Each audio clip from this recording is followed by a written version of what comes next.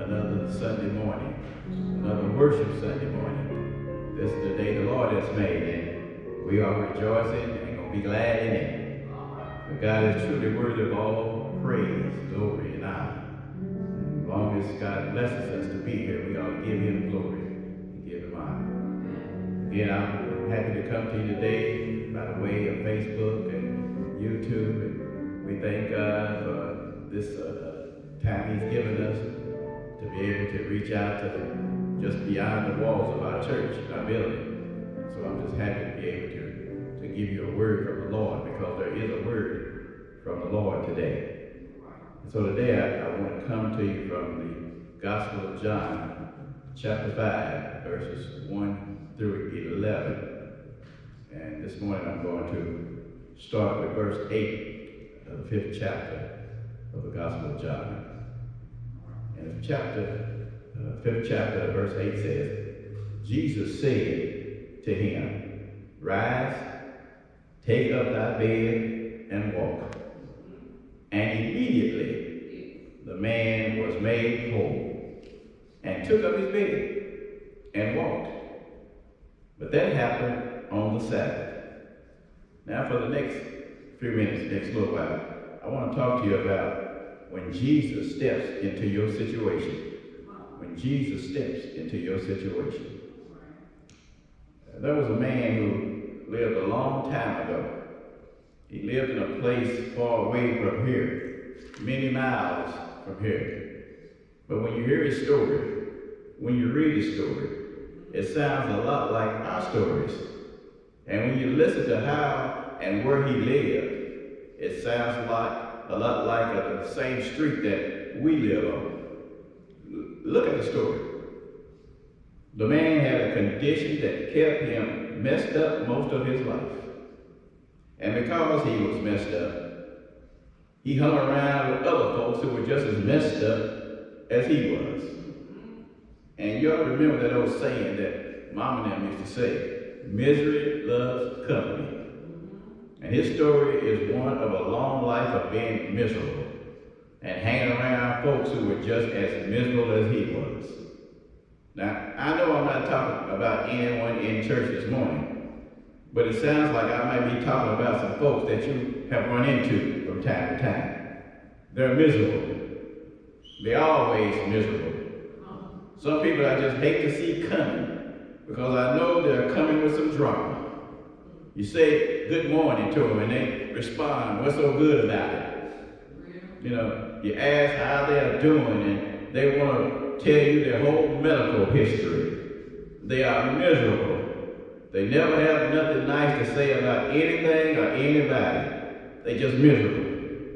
They're always complaining, and they are experts when it comes to playing the blame game. They're always complaining, and they're always blaming somebody else. They live where this man lived, in a gated community of messed up folks, right on the corner of Woe Is Me and State Farm. I want you to come with me now to Jerusalem, 1,000 miles away. Come with me to John chapter 5, verse 2 and 3, and see the community that this man lived in, and the conditions in which he lived. Look at the condition of the folks of the community that he lived in Jerusalem, that he kept company with. Verse 2 says, by the sheep gate, there was a pool in the Hebrew tongue called Bethesda. And on these porches lay many sick and crippled folks, people who were blind, people who were lame, people who were paralyzed. Now, if that sounds so far away, I want you to just look around, and you'll see people all around us who are blind. People who can see with 20/20 vision, but they're blind because they can't see the goodness of God in their lives. They can't see spiritually. And I got a feeling that somebody out there knows one or two blind folks like that today. Can see good with 20/20 vision, but can't see the goodness of God in their lives. Others in this community are the messed up folks, are lame, crippled by bad experiences in their life. They lame. They go through life limping through life because they have been hurt by someone or something.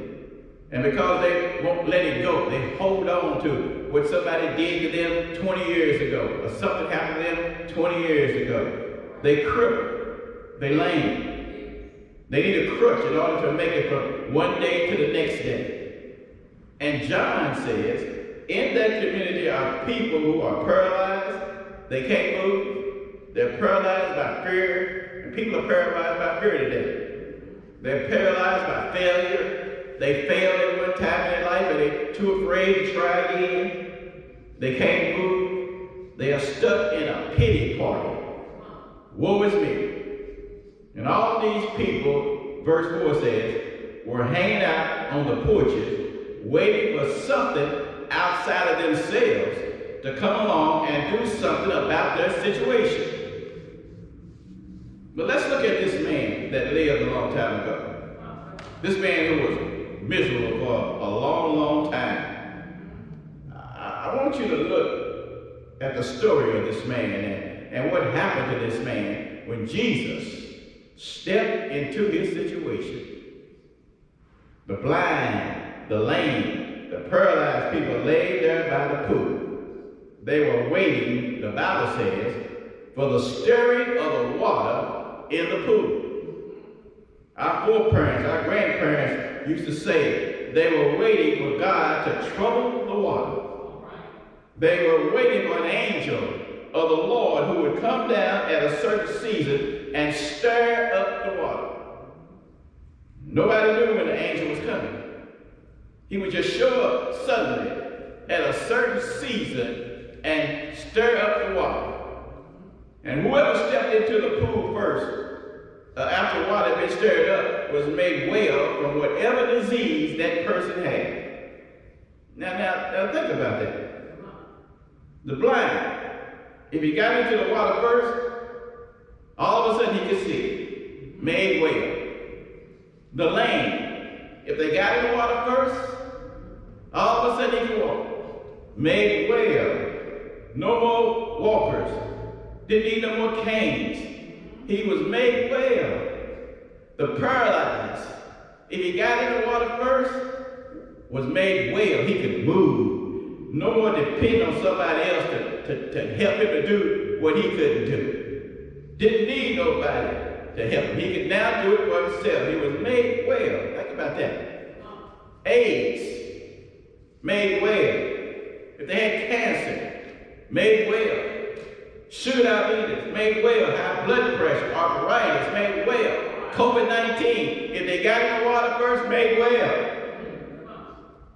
And the verse said, whatever. Somebody say whatever. Whatever. Whatever disease the person had, if they got in the pool first, that person could be made well. Seen around the sheep gate, around this pool, must have looked like some sort of medical musical chairs. When we used to have our All Saints party around Halloween time, the children played a game called musical chairs. It was where you got a group of people going around a group of chairs, with the chairs back to back, with one less chair than the people walking around. And the object of the game was to keep walking around while keeping your eye on the chair you was going to claim when the music stopped. Because when the music stopped, there was a mass scramble by 10 people for 9 chairs to get. And the person who did not claim a seat fast enough, that person was out of the game. Well, this would go on until the music stopped and a mass scramble to get a seat so you wouldn't be out of the game would take place. And you can imagine the tension. The fewer the seats, the higher the tension would get. Amen. The higher the stress level would get with the fewer the seats and more vicious the scramble for available seats would take place. Now by the pool, the sheep gate, it must have looked like that, or felt like that. As everybody jockeyed for position to be close to the pool for that certain season when the angel came and stirred up the water. You had to be first, or you couldn't get fixed. You had to be first or you couldn't be made well. You had to be first or you couldn't be healed. And you had to stay in your situation until the season came around again. It must have been a high-stress time around that pool. And one man was there, John tells us, who had been sick for 38 years. Can you imagine that? Sick for 38 years. 38 years is a long time. 38 years ago. Can anybody think back to 1982? 38 years ago? 38 years ago. Louisville beat Kentucky in overtime, 80-68 to advance to the Final Four. 38 years ago. 38 years ago, the NCAA men's basketball champion was North Carolina. 38 years ago, the football champion was Penn State. The Kentucky Derby winner was Gato del Sol. The #1 hit record was Ebony and Ivory by Stevie Wonder and Paul McCartney. You know, Ebony and Ivory together. Well, I'm gonna let Stevie sing that. Also was I Love Rock and Roll by Joan Jett. 38 years ago. Can anybody remember that? The #1 movie 38 years ago was E.T. and Rocky III. #1 TV show at that time was Dallas and 60 Minutes. 38 years, that's how long this man had been sick. 38 years. And guess what? I think somebody must have told Jesus that. Because Jesus died when he was 33. So the man had been sick for 5 to 8 years before Jesus was even born. Which means when Jesus went with his parents up to the temple in Jerusalem by the sheep gate, Jesus was 12 years old. That means that this man was probably by that pool then, waiting on his healing to come about, waiting on his season to come about, waiting on the shift to come about, waiting on his angel to come in, waiting for his ship to come in. Then he had been sick by that time for 17 years when Jesus was 12 years old. But here in John chapter 5, he's been in that same condition. Think about it, 38 years. This man had been miserable for a long time. He had been in the same condition for 38 years. Miserable, mad, helpless, hopeless. Just like some of them people you hate to see coming your way. They are miserable because of the shape they're in. They are mad at everybody because they blame their condition on other people. And we good at that. The blame game. The reason they are in the condition they're in is because of somebody else. You know, I'm in the shape I'm in because of somebody else. Look at them. We think that I'm going through what I'm going through because of somebody else. Look at how this man answered Jesus' question when Jesus asked him if he wanted to be well. Look what he said. I don't have nobody to help me. Woe is me. Nobody wants to do anything for me. Nobody cares anything about me. Nobody wants to help me get into the pool. It's their fault. They're the reason why I'm the way I am. Every time I try to make my way to the pool, somebody gets in front of me. They are stopping me. They are blocking me. They keep me from being all I can be. That's the blame game. It's their fault. My teachers don't like me. It's their fault. See, the reason I'm in the position I'm in today is their fault. I didn't have no father in the house. It's his fault the way I am today. My husband left me. It's his fault. Woe is me. If it wasn't for them, I'd be all right. It's their fault. That's the blame game. And please look, if you will. Jesus did not ask him anything about why he was in the shape he was in, or why he had been miserable for so long. Jesus didn't ask him that. Jesus didn't ask him why you were in the shape you were in. Did anybody cause you to be like you are? Jesus didn't buy into this man's blame game, and he ain't gonna buy into our blame game. Jesus asked him one question: do you want to be made well? Do you want to be made whole? Which suggests to me that this man's real problem, like some of our problem, is within ourselves. Do you want to be made well? Ask yourself that question. Do you want to be made well? Do you want to do better? Do you want to live better? Do you want to act better? Do you want to be made well? I said to you at the beginning of this message, there are some people that some of us have met that we want to avoid. They live in a gated community of miserable people, right on the corner of woe is me, and it's their fault. Now that's how this man's life went. Everybody knew his story. Everybody had heard his story. And this is how this man's life was until Jesus stepped into his situation. And when Jesus stepped into his situation, look what happened. Jesus gave him new abilities. The Lord gave him a new attitude. And the Lord gave him a new address. New abilities, new attitude, and a new address. And you know what? The Lord will give you the same three things when Jesus steps into your situation. Now this man didn't ask Jesus to help him. He didn't reach out to Jesus. The man didn't ask Jesus to heal him. Which is to say to me, and this is why I love this text. This says to me that sometimes Jesus will bless you, not because of what you ask for, but because he sees what you need. Somebody ought to wake up and write that down. Sometimes the Lord will bless you, not because of what you ask, but because he sees what you need. Don't you like that? I like that. I love that. Look at this text. It says when Jesus saw him. The man didn't ask Jesus nothing. The man didn't call out to Jesus. The text says when Jesus saw him. Sometimes the Lord will bless you because he sees what you need. We think we know what we need, but Jesus sees what we really need. And when Jesus saw him lying there and knew what he had been through, sometimes the Lord will bless us because he knows what we're going through. Don't you know the Lord knows what we're going through today? The Lord knows everything. That's called the providence of God. He knows everything. He sees the beginning of our life and the end of our life and all that what takes place at the same time.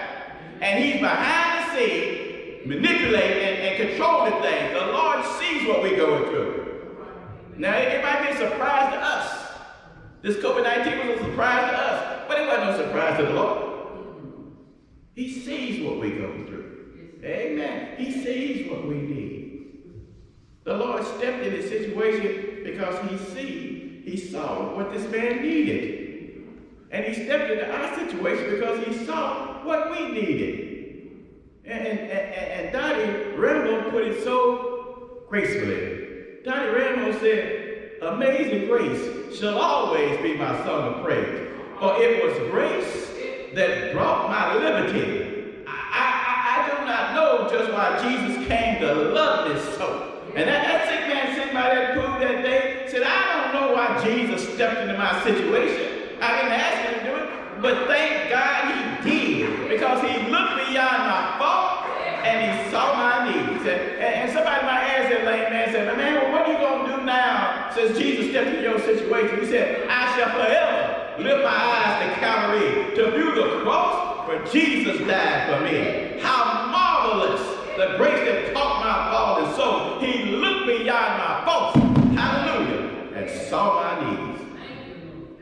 Don't you know, if it hadn't been for the Lord on our side and stepped into our situation, we wouldn't be here today. I don't care how smart you are.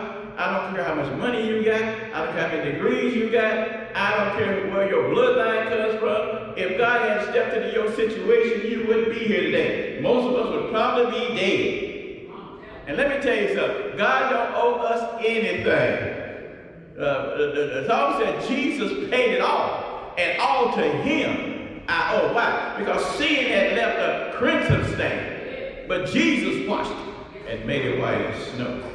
Because all of us were born in sin, shaped in iniquity. We all were wretched and messed up creatures.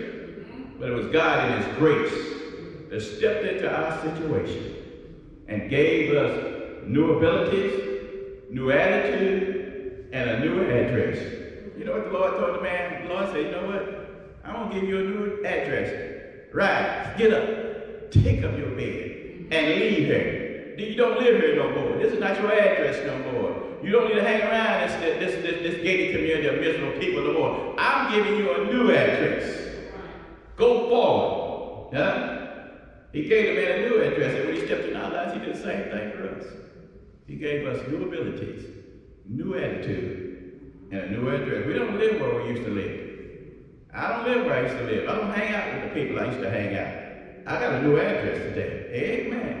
My address is in glory, in heaven. I got a new address. I'm a part of the kingdom of God. I live in the kingdom of God. I don't live in the gated community of messed up folks anymore. Amen. Because Jesus stepped into my situation. And when he steps into your situation, you will have the same three things. A new abilities, new address, and a new attitude. And that's my message for you today. My message is, let Jesus step into your situation. We can't change our situation. We can't make things better in our life. But Jesus can. I can't control the stuff that's going on out here. There's a spiritual warfare going on out here today. But I do know one who can. And that's the Lord Jesus Christ. And we let him, we invite him into our ship. We invite him into our situation. He can calm the waters. He can say, peace, be still. He's the only one. And so I encourage you today that you let him step into the situation and he will give us the things that we stand in need of. God bless you. And I hope and pray that you got something out of the message. And this time, if God allows us, we'll meet again here this time next Sunday. Again, let me thank you, all those who are supporting the church, Parkland Temple Church of the Living God, all members that are continuing to support with their resources and finances. I want to say thank you and God bless you. May the Lord continue to bless you. Till we meet again next week. God bless you.